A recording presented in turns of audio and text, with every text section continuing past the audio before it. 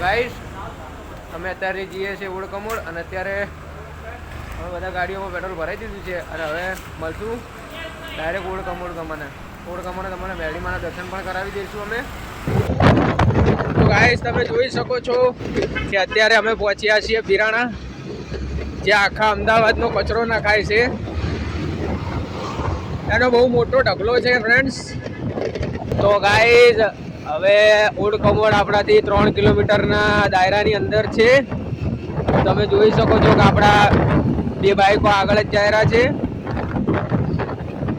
Guys અમે ઓળકમોડ પહોંચી ગયા છીએ અને હા અત્યારે અમને ખબર પડી છે કે ત્યાં ગાડી રમેલ પણ છે અને રમેલમાં ખાસ આયોજનમાં બોલાવ્યા છે આપણે જયેશ ખેરવાળાને. તો ગાઈસ આપણને તો ખબર નથી કે અત્યારે ઓળકમોડમાં મેરીમાન મંદિરે જયેશ ખેરવાળા આવી રહ્યો છે રમેલની અંદર, અને આપણને તો એવી કંઈ ખબર જ નથી કે રમેલનું આયોજન છે. પણ આ તો અહીંયા આવ્યા બાદ આપણને ખબર પડી કે અહીંયા રમેલનું આયોજન પણ રાખ્યું છે અને જયેશ ખેરવાળા પણ આવ્યો છે. તો ગાઈસ આપણે એને અત્યારે મળશું, મુલાકાત લઈશું. તો ગાઈસ આપણે ઓળકમોડ પહોંચી ગયા છીએ. તો ગાઈસ તમે જોઈ શકો છો કે અહીંયા કેટલા બધા શ્રદ્ધાળુઓ દર્શન કરવા આવેલા છે. ગાઈસ હવે આપણે જઈશું અંદર અને તમે જોઈ શકો છો કે બહુ બધા શ્રદ્ધાળુઓ અહીંયા દર્શન કરવા માટે આવેલા છે. તો ગાઈસ આપણે પણ દર્શન કરવા જઈશું. ફ્રેન્ડ્સ આપણે ઓલરેડી મેડીમાં ઓળકમોડ પહોંચી ગયા છીએ. તમને બતાવી જોઈ લો.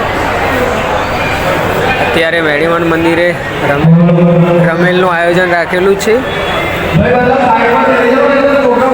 આપણું મેડીમાનું મંદિર.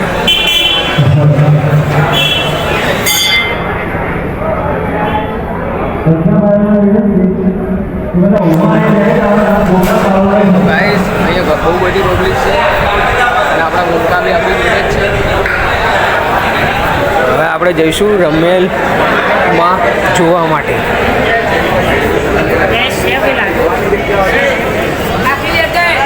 તો ગાઈસ તમે જોઈ શકો છો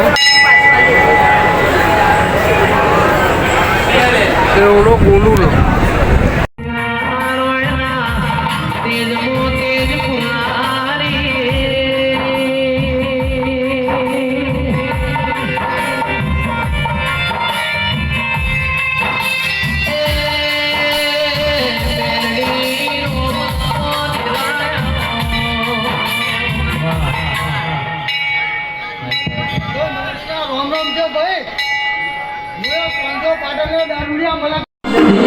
અમે મેડીમાના મંદિરે દર્શન કરી લીધા છે. હવે જઈશું ઘરે. અને હા જયેશ ખેરવાળા પણ આવી ગયો છે.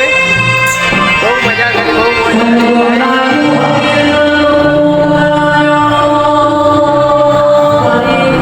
હવે દર્શન કરીને અમે ઘરે જઈશું.